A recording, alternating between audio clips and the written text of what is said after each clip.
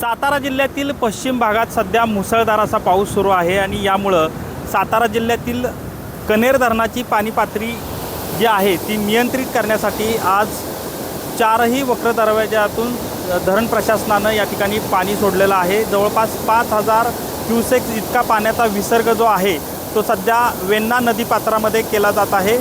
यामध्ये जी वेण्णा नदी लगत जी काही गावं आहेत, या नदीपात्रालगत जी गावं आहेत या गावांना सतर्कतेचा इशारा जो आहे तो या प्रशासनाच्या वतीने या ठिकाणी देण्यात आला आहे। याबरोबर सांगायचं झालं तर जवळपास 16000 क्युसेक्स इतकी आवक जी आहे ती पाण्याची सध्या धरणा क्षेत्रामध्ये होत असल्यामुळं धरण प्रशासनानं हा महत्त्वपूर्ण निर्णय घेतलेला आहे। कारण धरणाची पातळी जी आहे ती नियंत्रित ठेवण्यासाठी सध्या हे धरण जर पाहिलं तर जवळपास 10.10 TMC इतकं धरण आहे। सध्या 8 TMC इतका पाणीसाठा जो आहे तो सध्या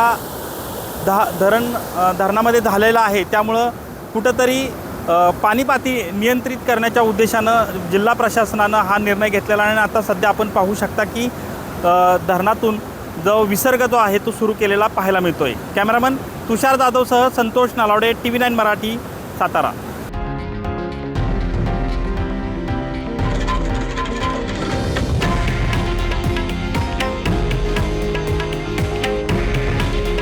हे आहे देशातील नंबर 1 न्यूज नेटवर्क आणि आपण पाहत आहात TV9 मराठी। काळजी तुमची, हित महाराष्ट्राचं।